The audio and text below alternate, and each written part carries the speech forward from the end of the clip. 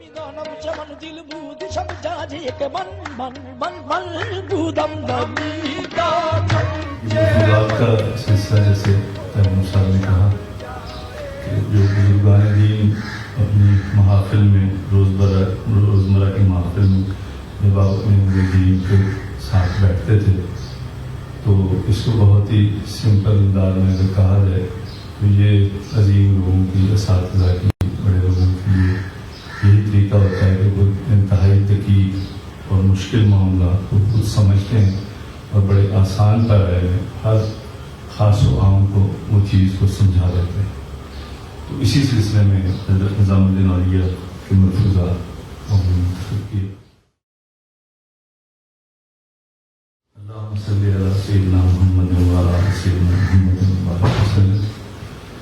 من جرم توشیے پے بپے تو پردہ پوشیے دم بدم. من جرم کوشیے پے بپے تو پردہ پوشیے دم بدم. بحسیر ننگے خطا مدم بسریر لطف و عطا توئی. حمد محمود کے در جملہ صبر شد بانوار محمد جل وگر. صورت گرے ازل میں تیرے اعتبار پر ایک مشت خاک تھی جسے انسان بنا. مذہب ہو یا سیاست، تاریخ ہو یا ادب، موسیقی ہو یا باہمی انسانی تعلقات، سماجی ثقافتی دائرے میں آنے والا کوئی ایسا عمل نہیں جس کو کہ نظام الدین اولیاء محبوب الہی کی ذات نے متاثر نہ کیا. حضرت نظام الدین اولیاء محبوب الہی کی ذات گرامی ہندوستان کی روحانی اور تہذیبی تاریخ میں ایک ایسی جامع کمالات شخصیت ہے کہ ایسی دلاویز ہستیاں تاریخ بشریت میں خال خالی پیدا ہوتی. حضرت نظام الدین اولیاء خالی ایک صوفی باصفا ہی نہ تھے کہ جنہوں نے تصوف اسلامی کی تمام خوبیوں کو اپنی سیرت کے آئینے سے لوگوں کو دکھایا، بلکہ آپ ایک نکتہ رس فقیہ، محدث، مفسر، محقق اور ادبیات عربی و فارسی کے متبحر عالم، شاعر اور تاریخ و سیر پر گہری نظر رکھنے والے نہایت وسیع مطالعہ باخبر انسان تھے. یہ ہماری خوش بختی ہے کہ ان کی مبارک زندگی کی بہت سی تفصیلات تاریخ میں محفوظ رہ گئیں اور ان کے خلفاء اور ان کے خدام کی بدولت دوسرے بزرگان سلسلہ کے حالات و ملفوظات بھی آج کی نسل تک پہنچے. ان کا مختصر تعارف بڑا ضروری ہے ان کے حالات زندگی کے حوالے سے.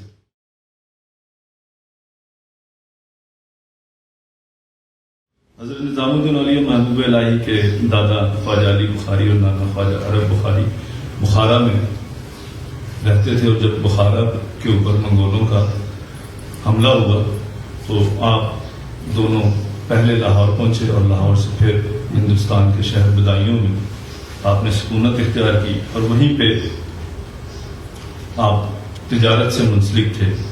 خواجہ عرب کی بیٹی بی بی زلیخا سے حضرت خواجہ علی کے بیٹے خواجہ احمد کا نکاح ہوا. حضرت نظام الدین اولیاء کی ولادت کے شاید دوسرے دن ہی یا کہا جاتا ہے کہ کچھ عرصے بعد ہی آپ کے والد گرامی کا وصال ہو گیا، اور حضرت نظام الدین اولیاء کی جو وصال ہے وہ 636 ہجری لکھا جاتا ہے. ان کا لقب جو ہے وہ نظام الدین ہے، اور نظام الدین لقب کا بڑا عجیب سا ایک سین امتزاج اتفاق ہے کہ آپ اپنے گھر میں تھے اور ایک برہان الدین غریب نامی ایک مجذوب تھا، وہ آپ کے گھر کے باہر نظام الدین کہے جا رہا. تو آپ باہر نکلے تو آپ کے دل میں آیا کہ میرا نام تو نظام ہے، اور وہ عجیب ہوا کہ اس کے بعد سب نے آپ کو نظام الدین کہنا شروع کر دیا. تو آپ کا اصل نام جو ہے وہ محمد تھا، اور نظام الدین جو ہے وہ آپ کا لقب تھا. آپ کی ابتدائی تعلیم جو ہے وہ آپ کے اپنے ہی شہر بدایوں میں قرآن پاک تعلیم حاصل کی. پھر سرفناد اور مولانا علاء الدین اصولی جو آپ کے مین استاد تھے، انہی سے آپ نے فقہ پڑھی. اور قدوری کتاب کو جب آپ نے مکمل کیا تو انہوں نے کہا کہ اب تمہاری دستار بندی ہونا چاہیے، تم آج کے بعد دستار پہننا شروع. جس وقت ان کی دستار بندی ہو رہی تھی، دستار پہنائی جا رہی تھی، تو ایک علی مولا نامی ملنگ بزرگ جو بھی آپ نام دیں، وہ وہاں پہ بیٹھے تھے اور بدائیوں میں مشہور تھا کہ ان کے منہ سے جو نکل جاتا تھا وہ سچ ہوتا تھا۔ انہوں نے کہا کہ یہ بڑا ہو کر ایک اچھا انسان بنے گا، بہت بڑا انسان بنے گا۔ آپ کی عمر ابھی 12 یا 14 سال کی تھی کہ حضرت بہاؤالدین ذکریہ ملتانی رحمۃ اللہ علیہ کہ ملتان شہر سے ایک قوال جو ہے وہ بدائیوں میں آیا اور اس نے آ کے حضرت بہاؤالدین ذکریہ ملتانی رحمۃ اللہ علیہ کی خانقاہ کے کچھ حالات واقعات بیان کیے، لیکن حضرت نظام الدین اولیاء کی طبیعت میں کوئی ایسی تبدیلی نہ آئی۔ اس کے بعد اس نے کہا کہ میں وہاں سے پاکستان شریف گیا تو حضرت بابا فرید الدین گنج شکر رحمۃ اللہ علیہ کی خانقاہ کے حوالے سے اس نے گفتگو کی۔ جیسے ہی اس نے حضرت بابا فرید الدین گنج شکر رحمۃ اللہ علیہ کی خانقاہ کے حوالے سے بات کی تو آپ کی طبیعت میں ایک محبت اور ایک کیفیت اور ایک مستی سی آ گئی۔ یہ سلسلہ اس عمر سے وہاں سے شروع ہوتا ہے۔ اب کسی کو کوئی پتہ نہیں تھا کہ یہ بعد میں جا کے ایک بڑی خوبصورت اور سرمدی رشتہ قائم ہو جائے گا۔ اوائل عمر میں یہ بابا صاحب کے ساتھ ان کا پہلا تعارف تھا اور حضور سلطان الہند حضرت خواجہ معین الدین چشتی اجمیری، حضرت قطب الدین خاکسار بابا فرید رحمۃ اللہ علیہ کے جو ملفوظات ہیں وہ بڑی حد تک حضرت نظام الدین اولیاء اور ان کے جو صفا کے مریدین ہیں انہی کا خاصہ ہے کہ ہم تک آج محفوظ ہیں۔ حضرت نظام الدین اولیاء بدائیوں کے بارے میں جب بھی گفتگو شروع کرتے تھے بڑے رنجیدہ ہو جاتے تھے، کیفیت و مستی آ جاتی تھی، اور وہ بدائیوں کا ذکر اس لیے کرتے تھے کہ اس وقت ہندوستان میں بڑے بڑے شعراء، بڑے بڑے نثر نگار، بڑے بڑے فنکار جو ہیں، بڑے بڑے علماء اور مشائخ بدائیوں میں رہا ہے۔ اس ابتدائی تعلیم کے بعد حضرت نظام الدین اولیاء دہلی آ گئے۔ دہلی میں آپ تقریباً 4 سال رہے اور 4 سال میں آپ کے مختلف اساتذہ تھے، حضرت شمس الدین خوارزمی، برہان الدین محبوب، امین الدین محدث، محمد بن محمد علمی قاری، یہ آپ کے 4-5 میں اساتذہ تھے جن کے پاس آپ نے کسب فیض کیا۔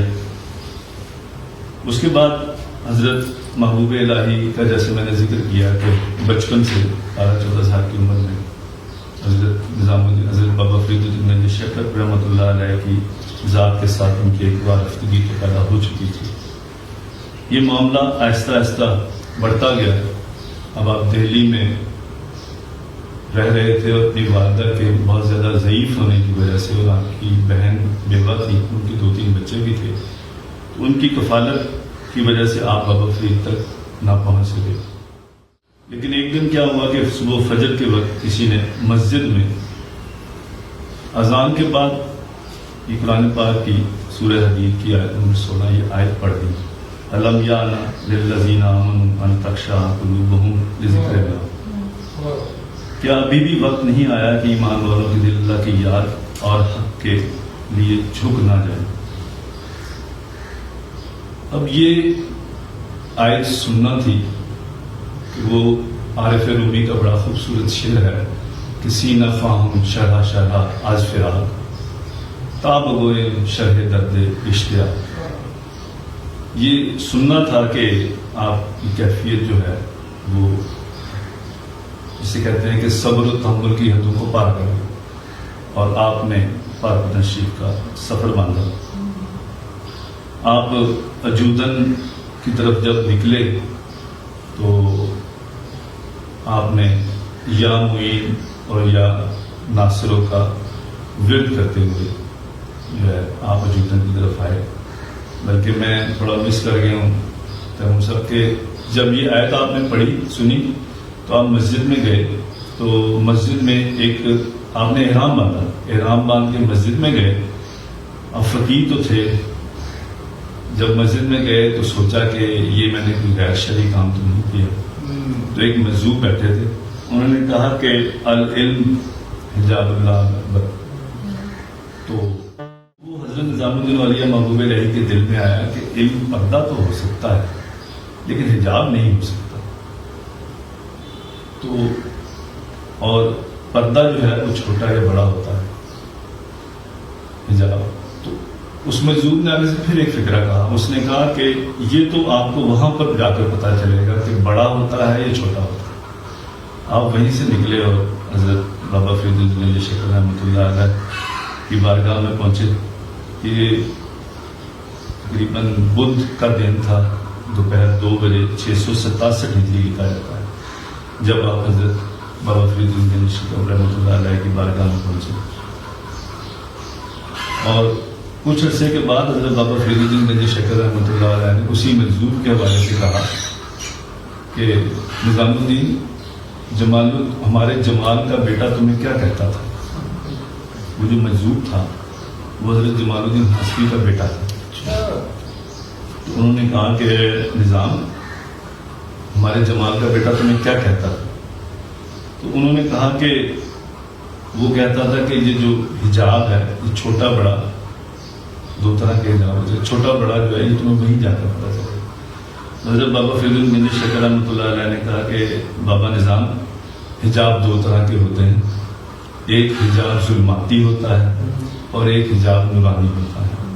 جو ظلماتی حجاب ہوتا ہے وہ اس کا یہ ہوتا ہے معاملہ کہ اندھیرے میں کچھ نظر نہیں آتا, اور جو نورانی حجاب ہوتا ہے اس کا معاملہ یہ ہوتا ہے کہ نور اتنا تیز ہوتا ہے, روشنی اتنی تیز ہوتی ہے کہ آنکھیں چندھا جاتی ہیں. اس لیے علم بے شک حجاب اکبر ہے, لیکن ایسا نہیں ہے کہ وہ آپ کو نظر کچھ نہ آئے. اس میں یہ 2 معاملات ہوتے ہیں. اور جیسے ہی حضرت نظام الدین اولیاء رحمۃ اللہ علیہ کی ملاقات حضرت بابا فرید الدین گنج شکر رحمۃ اللہ علیہ سے ہوئی تو اس وقت آپ نے ایک فارسی کا مصرع پڑھا حضرت نظام الدین اولیاء. انہوں نے کہا کہ اشتیاق کے پائے بوسی عظیم غالب آمدہ بو, کہ آپ کے قدم بوسی, آپ کی جو قدم بوسی ہے وہ بہت عرصے سے غالب تھی. آگے سے بابا صاحب نے شعر پڑھا کہ بہت مشہور شعر, اے آتش فراقت دل ہا کباب کردہ, سیلاب اشتیاقت جہاں خراب کردہ, کہ تمہارے فراق کی آتش نے ہمارے دل کو کباب کر دیا ہے, اور تمہارے ملنے کے اشتیاق نے ہماری جان جو ہے وہ خراب کر دی ہے. بڑا خوبصورت شعر ہے کہ جلیل آسان نہیں آباد کرنا گھر محبت کا, یہ ان کا کام ہے جو زندگی برباد کرتے ہیں. حضرت نظام الدین اولیاء حضرت بابا صاحب کی مجلس میں فرماتے ہیں کہ آپ کے حسن عبارت, لطافت تقریر اور شیرینی گفتار کا یہ عالم ہوتا تھا کہ سننے والا سوچتا تھا کہ میں جس کیف و مستی میں ہوں کاش کہ میں اسی میں میرا دم نکلے.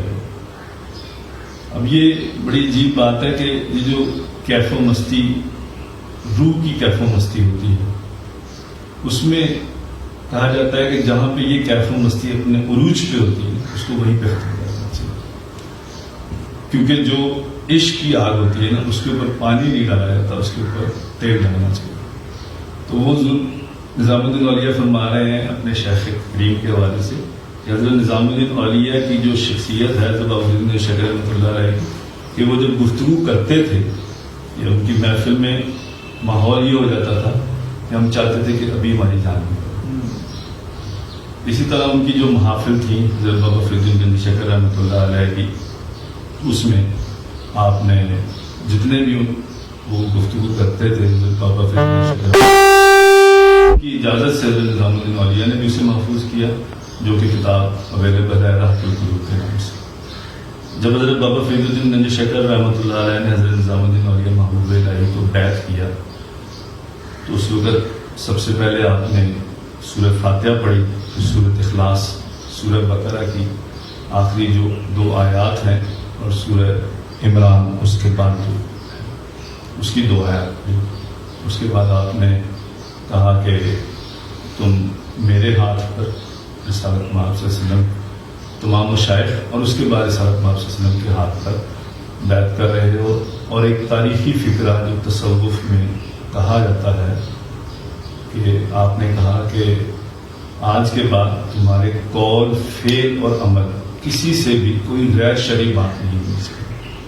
اور جب آپ نے دستار پہنائی تو آپ نے کہا, آپ نے پھر قرآن پاک کی آیت پڑھی کہ وَلِبَاسُ التَّقْوَىٰ ذَٰلِکَ خَیْرُ الْعَاقِبَةُ لِلْمُتَّقِینَ. یہ آپ غور کیجئے کہ جب بیعت کی جا رہی ہے اور اس میں جو آیات پڑھی جا رہی ہیں ان آیات کے آپ مطالب دیکھیں.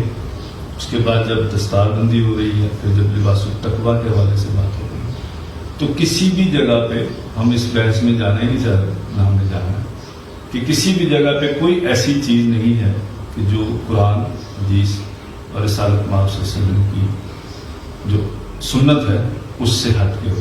بہت سے سوالات ہوتے ہیں، بہت سی چیزیں بیان کی جاتی ہیں. بیعت کے بعد آپ نے نظام الدین اولیاء سے کہا کہ آپ نے کبھی بھی کسی سے قرض نہیں لینا، اپنے تمام وظائف جو ہیں وہ جاری رکھنے ہیں، اور سب سے زیادہ آپ نے کوشش یہ کرنی ہے کہ جو آپ کے کوئی دشمن ہیں ان کی آپ نے دل آزاری نہیں کرنی، اپنے دشمنوں کو آپ نے خوش رکھنا.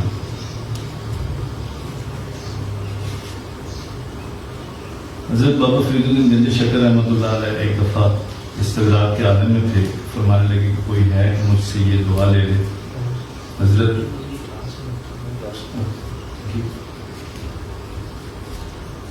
بابا صاحب ایک دن استغراق کے عالم میں تھے تو آپ نے کہا کہ کوئی ہے جو مجھ سے یہ دعا لے لے. تو حضرت نظام الدین اولیاء نے کہا کہ میں حاضر ہوں. آپ نے وہ دعا پڑھنا شروع کی تو اس میں نحو کے حوالے سے اعراب کا کوئی ایشو تھا. تو جیسے اس میں لکھا ہوا تھا نظام الدین اولیاء نے اس طرح سے پڑھا. حضرت بابا صاحب نے کہا کہ اس طرح سے نہیں، اس کو اس طرح سے پڑھو. تو انہوں نے بغیر کسی جرح کے کہ کتاب کے اندر تو اس طرح سے لکھا ہوا ہے، انہوں نے اس کو اسی طرح پڑھ دیا. تو بعد میں حضرت بدر الدین اسحاق رحمۃ اللہ علیہ انہوں نے حضرت نظام الدین اولیاء سے کہا کہ تمہارا یہی کمال ہے کہ تمہیں شیخ کے اوپر ایک یقین محکم ہے کہ انہوں نے جیسے کہا اعراب انہوں نے تبدیل کر دی، تم نے ویسے ہی پڑھا.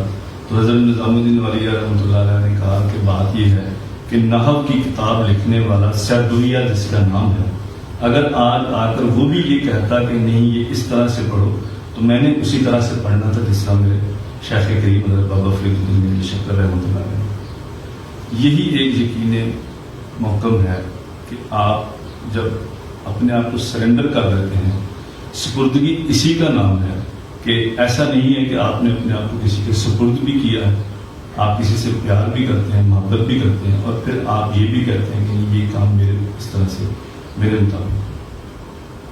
یہ مختصر سا تھوڑا سا طویل ہو گیا تعارف، لیکن ضروری تھا. یہ نظام الدین اولیاء کا تعارف، اور اس کے بعد ان کے مرید حضرت امیر حسن علی سنجری رحمۃ اللہ علیہ انہوں نے حضرت نظام الدین اولیاء محبوب الہی کے تمام ملفوظات جو ہیں وہ جمع کیے ہیں، اور انہوں نے ان کی اجازت کے ساتھ ان ملفوظات کو وقتاً فوقتاً جب بھی وہ ان کی محفل میں جاتے تھے تو وہ لکھ لیا کرتے تھے. اور اس کا نام فوائد الفواد ہے. فوائد الفواد اس کتاب کا نام فوائد الفواد ہے، اور اس کا مطلب ہے کہ دل کے فائدے، یہ اس کتاب کا نام ہے. اب ہم اس کو باقاعدہ شروع کرنے جا رہے ہیں، جیسے کہ ہستونیس کی طرف سے یہ کہا گیا کہ ہم ہر جمعرات کو کچھ ملفوظات جو ہے ایک ترتیب کے ساتھ جہاں سے یہ کتاب شروع ہو رہی ہے ہم یہ ملفوظات پڑھتے چلے جائیں گے.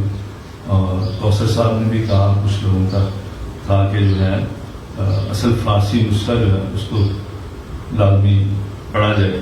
تو میرے خیال کے مطابق کوثر صاحب ہم تبرک کے طور پہ پہلا ایک ملفوظ جو ہے وہ فارسی میں پڑھیں گے، کیونکہ اس ادارے ہستونیست کا یا ہماری اس محفل کا اس کتاب کے انعقاد کا اصل مقصد یہی ہے کہ جو ہمارا ایک ثقافتی روحانی ورثہ ہے اس کو ہم قائم رکھیں، اور آنے والی ہماری جنریشن ہے اس تک ہم لوگ اس کو پہنچائیں.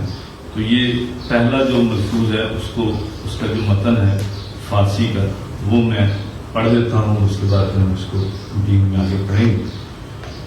کہ این جواہر غیبی و این جواہر لا ربی، یہ جو موتی ہیں غیب سے اور یہ جو جوہر ہیں، از خزانہ تلقین و نہا خانہ یقین خواجہ راستگین، حضرت نظام الدین اولیاء کہا جا رہا ہے.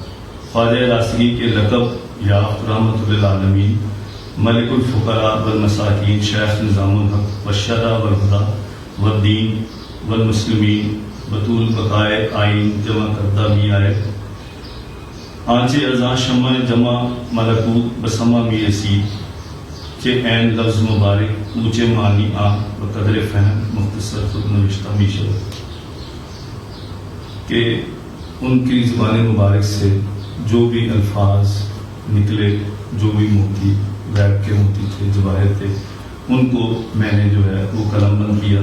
ई मजमुआरा चूँ दिलहाए दर्दमंदा अज फ़ायदा में गिना, इनको मैंने इसलिए जमा किया कि जो दर्दमंद दिल हैं उनको फ़ायदा पहुँचे। ये मैं तो इस लफ्ज़ का यहाँ पर बड़ा हज़ लेता हूँ, इससे माजूद होता हूँ कि सबसे पहले आपको अपने दिल को दर्दमंद करना होता है कि आपने अपने दिल को सॉफ्ट करना। अगर दिल सॉफ्ट होगा तो फिर बात आगे चलेगी। फ़वाइदुल फ़वाद नाम करदा शुदन वल्लाहु मुस्तान अलैहि यकशंबा। अब वो आगे कह रहे हैं कि यकशंबा सोम माह शाबान सन सबा सबहा बंदा गुनाहगार उम्मीदवार। शाबान की तीसरी तारीख थी और 707 हिजरी। हसन अला सिद्जीरा के बानी ईम बानियो जामे ईम आनीस दौलत आयबूस शाहिद फलक जा मलक दस्तगाह हासिल शुदा हमा जमान बइज़्ज़ो नज़र अल नज़ीर आ कुतुब आफ्ताब ज़मीर सिर्रेऊ तक के आलायश जहाँ तबा गिरफ्त कि उन्होंने हज़रत निज़ामुद्दीन औलिया ने हज़रत अमीर हसन अल सिद्दी रहमतुल्लाह अलैह के जो बातिन के 4 तर्क थे उसको इख्तियार करवाया। अब बातिन के 4 तर्क क्या हैं? तर्क दुनिया, तर्क उक़बा, तर्क खाना पीना और तर्क लोगों से मिलना। ये 4 तर्क हैं। आगे कह रहे हैं कि 4 तबा गिरफ्तो सरेऊ बकला 4 तरकी अजनासिया और असफियाए जीनत याफ्ता। उसके बाद वो जो मेरे बातिन के 4 तर्क करवाने के बाद उन्होंने 4 तर्क टोपी जो है वो मुझे इनायत की। आप लोगों ने शायद देखा हो कि अक्सर लोग टोपी पहनते तो उसके 4 कोने होते हैं, तो ये 4 तरकी टोपी जो है वहाँ से मशहूर है। अल्हम्दुलिल्लाह अला ज़ालिक आरूज़ बाद अज़ान बरसलातो मकतूबातो सलावात चाशतो शश रकत बाद सलातुल मगरिब व सौम अय्याम बैज़ मुलाजमत फरमूद बर लफ्ज़ मुबारक रहा। कह रहे हैं कि उसके बाद उन्होंने मुझे नमाज की पाबंदी का हुक्म दिया, चाशती नमाज का हुक्म दिया और मगरिब के बाद नमाज अवैन का हुक्म दिया और अय्याम बैज़ के जो रोज़े हैं, ये चाँद की 13, 14 और 15 तारीख के 3 रोज़े होते हैं, उसका उन्होंने मुझे हुक्म दिया कि आपने ये रोज़े रखने हैं। अब ये पहला मलफूज था, इसमें आप देख लें कि वो कह रहे हैं कि आपने सबसे पहले नमाज का उन्होंने हुक्म दिया। अब रिसालत नमाज मोमिन की मिराज है कि सबसे मेन जो चीज़ है जो अल्लाह रब्बुल इज़्ज़त से के कुर्ब का वसीला है वो नमाज है। रिसालत मौला सल्लल्लाहु अलैहि वसल्लम की हदीस है कि जब आप नमाज पढ़ते हैं तो नमाज में आप सरगोशी करते हैं उस ज़ात के साथ, और वो सरगोशी इतनी अहम होती है कि आपके और किबले के दरमियान अल्लाह रब्बुल इज़्ज़त की ज़ात होती है। तो ये नमाज ही वो असल चीज़ है जिसके ऊपर सबसे पहले मलफूज के ऊपर हज़रत अमीर हसन अल सिद्दी रहमतुल्लाह अलैह ने हज़रत निज़ामुद्दीन औलिया के हवाले से कहा कि उन्होंने मुझे नमाज़ों की पाबंदी के हवाले से मुझे तलकीन की। अच्छा, अब फ़ारसी में एक शेर है बड़ा खूबसूरत कि नमाज पढ़नी कैसे है, उस शेर को सिर्फ पेश कर देता हूँ। कहते हैं कि नमाज ज़ाहिदा सजदा सुजूद अस्त, कि जो ज़ाहिदों की नमाज होती है वो सजदा सुजूद होती है, और नमाज आशिका तर्क वजूद अस्त, और जो आशिकों की नमाज होती है वो वजूद को तर्क करके पढ़ी जाती है। अब ये बड़ा अजीब सा है कि हाउ इज इट पॉसिबल। اگر کوئی چیز ذہن میں آ جائے، علم میں آ جائے تو وہ پاسبل ہے۔ ہاں اس میں ہوتا یہی ہے کہ آپ اگر ایک کنٹینیوٹی سے آپ ایک کام کرتے رہتے ہیں تو ادھر ادھر کے خیالات ضرور آتے ہیں، لیکن ایک وقت ایسا ضرور آتا ہے کہ جب آپ حضوری میں چلے جاتے ہیں۔ تو نماز سب سے پہلے ضروری ہے، نماز ہی مومن کی معراج ہے۔ تو اسی لیے سب سے پہلا جو ملفوظ ہو سکتا ہے، یہ جو ملفوظات ہیں کسی اور ترتیب سے لکھے گئے ہوں اور بعد میں اس کو اس طرح سے ترتیب دیا ہوگا کتابی شکل میں، لیکن کتابی شکل میں سب سے پہلا ملفوظ انہوں نے اسی لیے دیا کیونکہ نماز سے زیادہ کسی چیز کی اہمیت نہیں ہے۔ اور اس کے بعد حضرت نظام الدین اولیاء رحمۃ اللہ علیہ نے کہا کہ بھی تائب اور متقی یہ دونوں لوگ برابر ہوتے ہیں۔ تو حضرت امیر نے کہا کہ حضور اس کی شرح کریں کہ تائب اور متقی دونوں کیسے برابر ہوتے ہیں؟ تو آپ نے کہا کہ متقی تو وہ ہوتا ہے کہ جس نے کبھی کوئی گناہ کیا ہی نہ ہو، اور تائب وہ شخص ہوتا ہے کہ جس نے گناہ تو کیا ہو لیکن وہ توبہ کر چکا ہو۔ اب حدیث شریف ہے کہ التائب من الذنب کمن لا ذنب لہ، کہ گناہوں سے توبہ کرنے والا ایسا ہے گویا اس نے کبھی گناہ کیا ہی نہیں۔ اب وجہ کیا ہے وہ آگے جا کے بیان کرتے ہیں کہ جو تائب ہو گیا کیونکہ اس نے گناہ جب کرتا تھا تو پورے ذوق اور کیف لیتا تھا، گناہ سے بھی تو وہ لذت لیتا تھا۔ اب اس کے بعد جب وہ تائب ہو گیا اور اس نے اللہ رب العزت کے ہاں گناہ سے نفرت کر لی، تو جب وہ تائب ہوا تو جب وہ عبادت کرتا ہے تو اس سے بھی وہ اس کو لذت آ رہی ہے۔ تو وہ جب وہ تائب ہونے کے بعد جب اس کو لذت آئی تو وہ ایک اطاعت کی لذت ایسی ہے جیسے کہ گناہوں کے کھلیانوں کے کھلیان ہی جاتے۔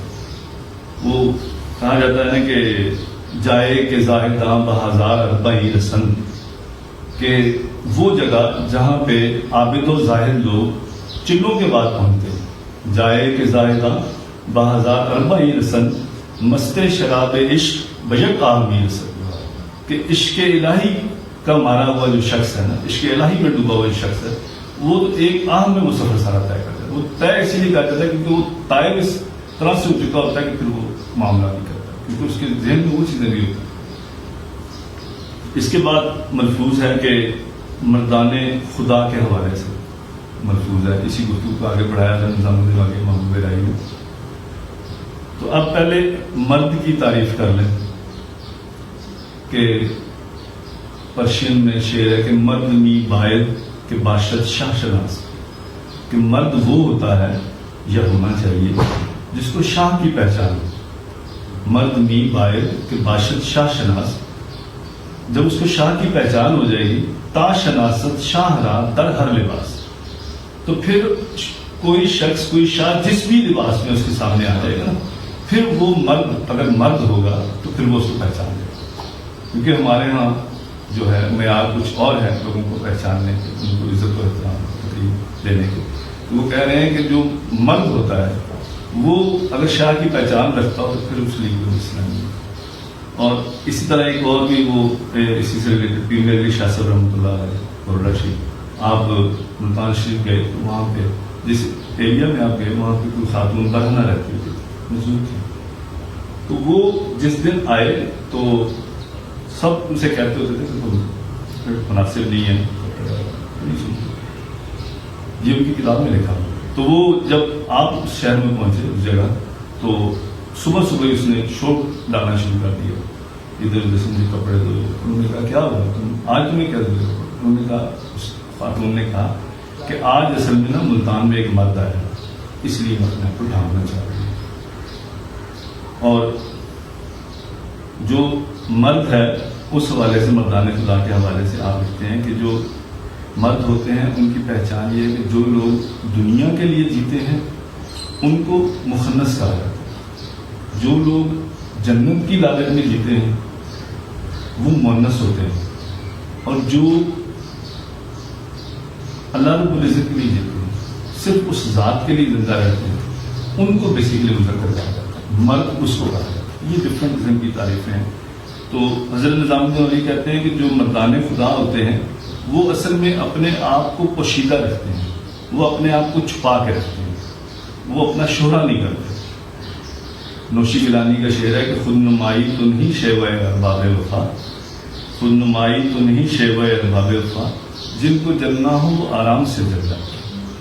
تو یہ خود اپنے آپ کو چھپا کے رکھنے کے حوالے سے حضرت نظام الدین اولیا نے کہا کہ حضرت ابو الحسن نوری رحمۃ اللہ علیہ دعا کیا کرتے تھے کہ اے میرے رب مجھے میرے شہر میں اور اس کے لوگوں میں موت دے دے، ان کے اندر چھپا کے رکھ.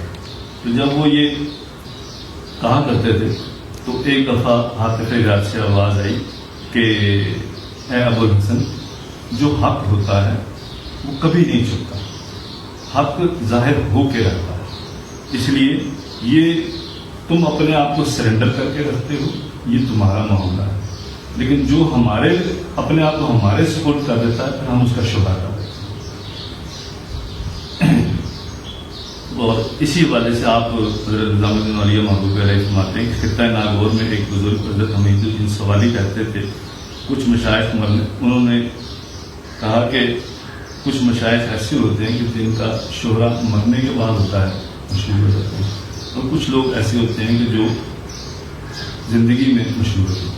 تو آپ کہتے ہیں انہی کے حوالے سے آپ نے کہا کہ جو دنیا میں زندہ رہتے ہوئے اپنے آپ کو چھپا کے رکھتے ہیں ان کا شہرہ بعد میں ہوتا ہے، اور جو دنیا میں اپنے آپ کی اپنی شہرت کروانے کی کوشش کرتے ہیں پھر مرنے کے بعد ان کا کبھی بھی شہرہ نہیں ہوتا. اس کے بعد مشائخ اور ابدال جو یہ ہمارے تصوف میں ہیں، کچھ ابدال ہو، ان کی ترقی درجات کے حوالے سے ملفوظ ہے. حضرت آپ فرماتے ہیں کہ حضرت شیخ عبد القادر گیلانی رحمۃ اللہ علیہ آپ اپنی درگاہ میں بیٹھے تھے تو ایک شخص آیا، تو وہ جب آپ کی خانقاہ کے دروازے پہ پہنچا تو اس نے دیکھا کہ ایک شخص ہے کہ جو اس کی ٹانگیں بازو ٹوٹے ہوئے ہیں اور برے حال میں پڑا ہوا ہے. تو خیر اس نے اس شخص کو دیکھا اور حضرت شیخ عبد القادر گیلانی رحمۃ اللہ علیہ کے پاس پہنچا اور جا کر جب یہ ماجرا سنایا اس نے کہا کہ اس طرح سے ایک شخص ہے وہ ان حالات میں ہے. انہوں نے کہا کہ اصل میں وہ ابدال ہے اور کل وہ ابدالوں کو طاقت اڑنے کی دی جاتی ہے. انہوں نے کہا کہ یہ دو ابدال اس کے ساتھ اور تھے، یہ ان کے ساتھ جو ہے درگاہ کے اوپر سے جا رہا تھا.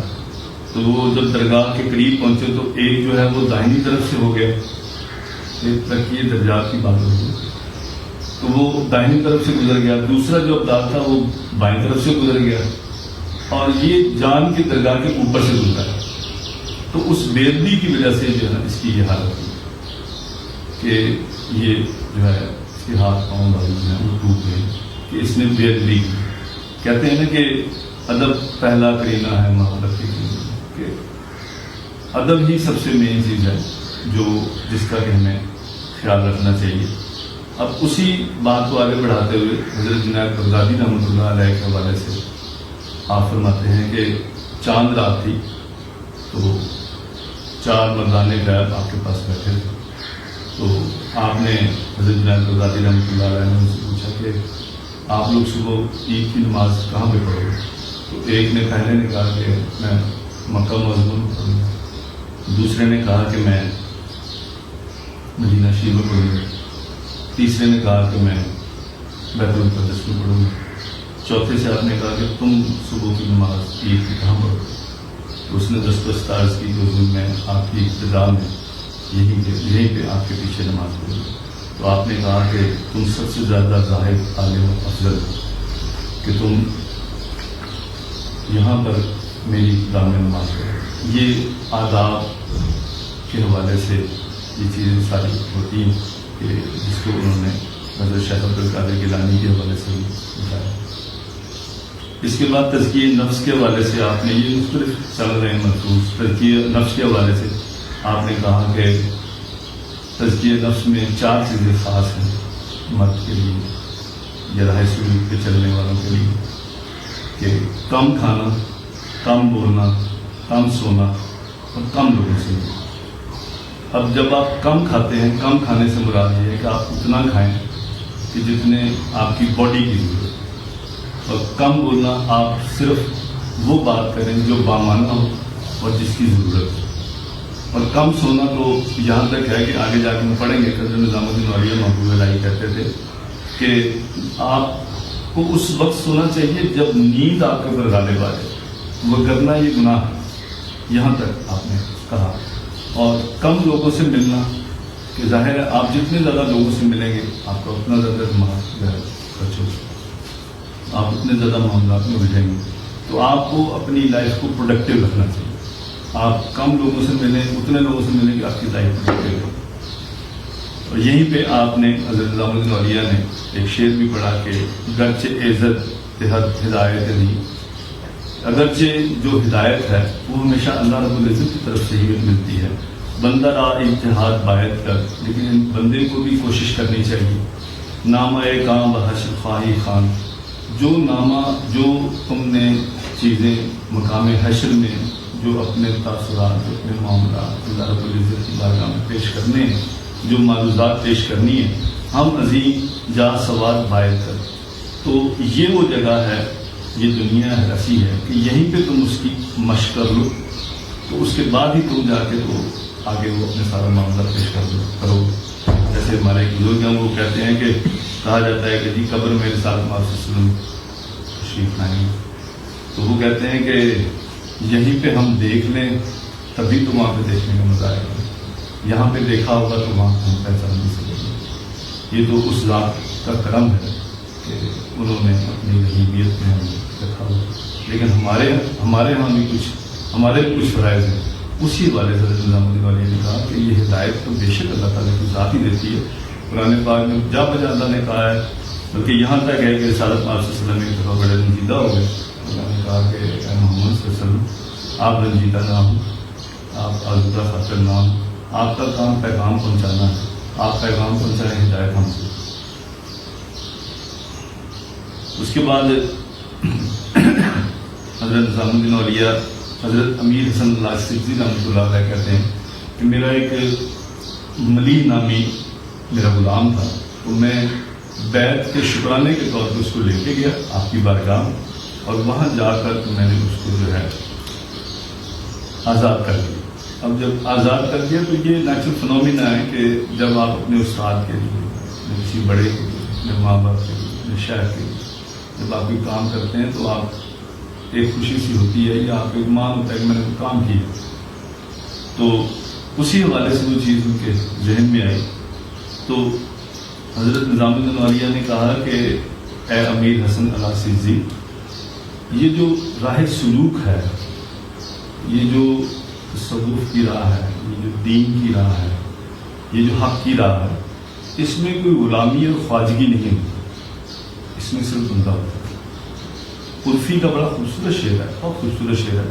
وہ کہتے ہیں کہ بجز شہر وفا ہرگز نہ دیکھوں، کہ شہر وفا کے علاوہ میں نے کہیں پہ بھی نہیں دیکھا رعیت ہست و سلطان نہ دار، کہ صرف شہر وفا میں شہر الفت میں رعایا ہوتی ہے، یہاں پہ سلطان کوئی نہیں، کیونکہ سلطان کا نعرہ کوئی نہیں لگاتا. جو سلطان کا نعرہ لگاتا ہے وہی جو ہے وہ ڈاؤن ٹو ارتھ نہیں ہوتا، کیونکہ جو ڈاؤن ٹو ارتھ ہوتا ہے اسی کو رائے حق میں قبول کیا جاتا ہے. مرزا بیدل دہلوی کا بڑا خوبصورت شعر ہے کہ ای موج ہا کی گردن دعویٰ کشیدان، کہتے ہیں کہ یہ جو سمندر چل رہا ہے، اب سمندر چل رہا ہے، پانی ہے تو وہ سارا سمندر ہے.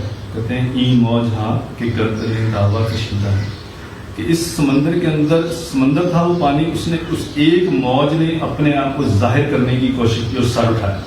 اب وہ جیسے ہی سر اٹھایا تو کہتے ہیں کہ دعویٰ کشیدان بحر حقیقت، کہ اگر اس نے سر اٹھانے کے بعد اپنے آپ کا دعویٰ کیا اس سے موج آئے گی، اگر وہ دعویٰ نہ کرتی تو وہ سمندر ہے.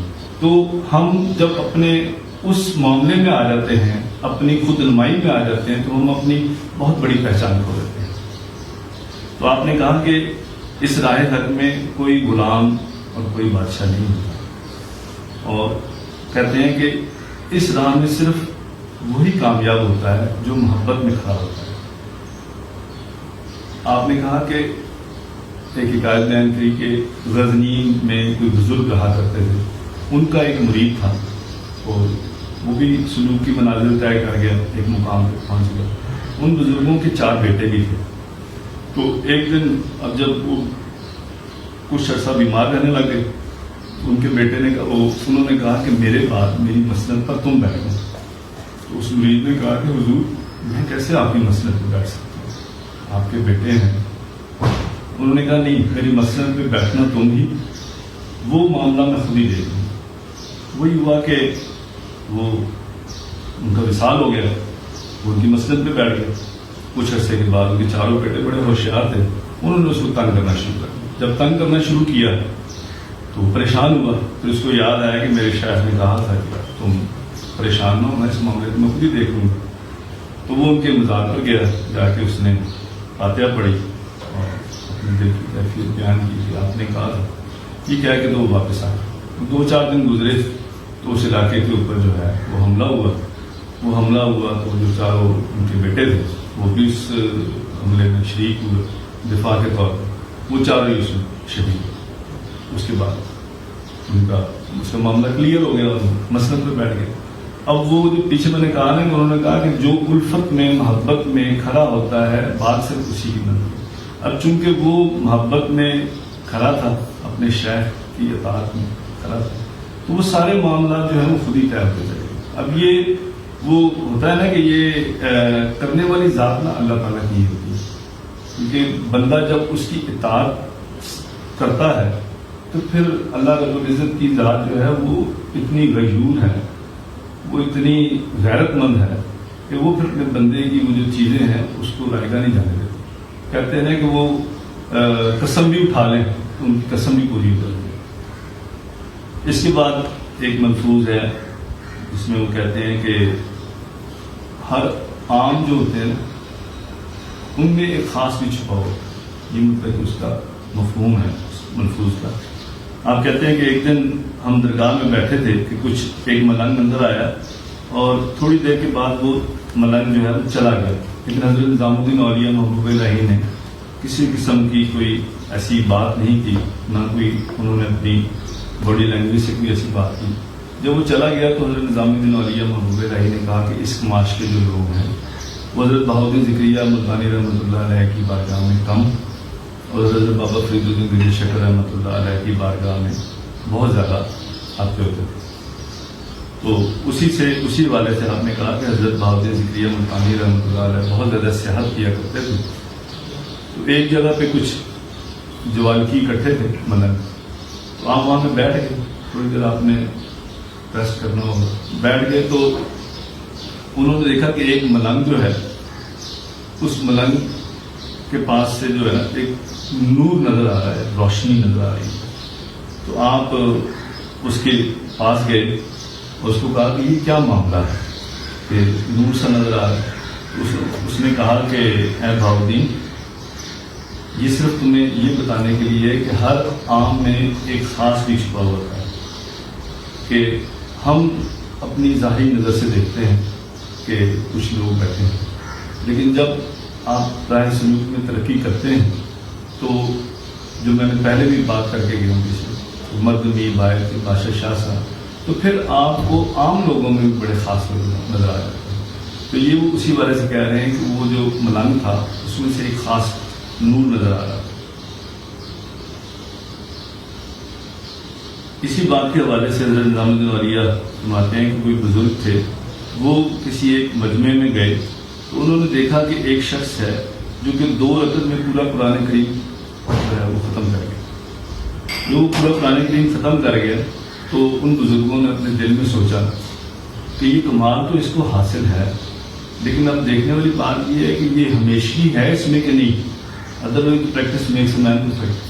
انہوں نے کہا آپ دیکھتے ہیں کہ اس کے اندر یہ ہمیشگی بھی ہے کہ نہیں. تو وہ فرماتے ہیں کہ وہ بزرگ وہاں سے روانہ ہو گئے. کافی عرصے کی بات کرتے ہیں کہ 8-10 سال کے بعد جو ہے وہ پھر اسی جگہ سے گزرے تو وہی انہی بزرگوں کے پاس وہی اسی وہ جو ملنگ تھے سارے انہی کے پاس دوبارہ بیٹھ گئے. جب دوبارہ بیٹھے تو وہ دیکھا کہ وہ جو ملنگ ہے وہ اسی طرح جو ہے 2 رکعت کام کیا. تو وہ پھر خود آیا حضرت اب آپ کو پتہ چل گیا کہ کوئی عام ہے اور کوئی خاص ہے. کہ عام لوگوں میں بھی خاص ہوتے ہیں اور خاص لوگوں میں بھی ہوتے ہیں. وہ بڑا مشہور ہے نا کہ ماہی میں تیرے بیٹھن دی چپ چرخا گلی دے بچ جاؤں، کہ وہ کہتے ہیں نا کہ تجھ سے ملنے کے لیے ملتے ہیں ہر ایک سے ہم، تجھ سے ملنے کے لیے ملتے ہیں ہر ایک سے ہم، غم رکھتے ہیں ملاقات بدوں ایک سے. یہ ہماری تقریباً 8 مجالس پڑھی ہیں اور انشاءاللہ امید ہے کہ یہ سلسلہ چلتا رہے. میں نے یہ بیسیکلی مجالس آپ لوگوں کو سنائی ہے، میں سبق سنایا ہے، میں کسی قسم کا دعوے دار نہیں ہوں. جیسے پہلے کہا کہ ہماری کوشش ہے یہ بزرگان دین جو ہیں ان کے جو معمولات ہیں یہ لوگوں تک پہنچائے جائیں، تاکہ ہمارا یہ بہت ہی حسین ورثہ ہے جس کو ہم آہستہ آہستہ ہوتے جا رہے ہیں. اور جیسے جیسے ہم اس ورثے کی طرف آتے ہیں تو آپ نے محسوس کیا ہوگا کہ ایک عجیب قسم کا سکون جو ہے طبیعتوں کو میسر ہوتا ہے، اور اصل میں اسی سکون کے لیے ہی ہم بھاگے پھر رہے ہیں. تو بات یہی ہے کہ ہم اپنے آپ کے لیے وقت نہیں نکالتے. سب سے مین چیز یہی ہے کہ ہم نے اپنے آپ کو کتنا وقت دینا ہے. علامہ اقبال رحمۃ اللہ علیہ کا شعر ہے، وہ میرے خیال سے انہیں کا ہے، بڑا خوبصورت شعر ہے، وہ آخر کو پیش کرتا ہوں. کہ وہ کہتے ہیں کہ نظر بخیش چنا بستہ ہوں کہ جلوہ دوست، کہ جب سے میں نے نظر اپنے اوپر باندھی ہے اور وہ دوست کا جلوہ نظر آیا ہے تو پھر کیا ہوا ہے کہ جہاں گرفت و مرا فرصت تماشا نیست، کہ پورا جہان میری گرفت میں ہے اور اس کو دیکھنے کی مجھے فرصت ہے. آپ سب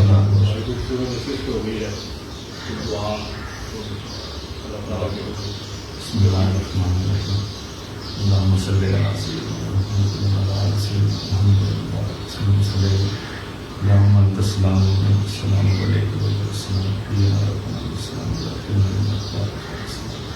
اے میرے رب کعبہ، اپنے پیارے محبوب حضرت محمد مصطفیٰ صلی اللہ علیہ وآلہ وسلم کہ حسن و جمال، صبر و استقلال اور حلم و بردباری کے تحت ہم نے یہ جو ملفوظات پڑھے ہیں ان میں ان کے خزائن تک ہمیں رسائی دے اور ہمیں قرآن و حدیث اور اپنے پیارے محبوب صلی اللہ علیہ وآلہ وسلم کی سنت پر عمل کرنے کی توفیق عطا فرما، اور ہم سب کو اس راہ پر چلنے کی توفیق عطا فرما، ہمیں ہمت عطا فرما کہ ہم تیرے بتائے ہوئے راستے پر چلیں اور ان کوششوں سے ہم اپنے آپ کو پہچاننے کی کوشش کریں.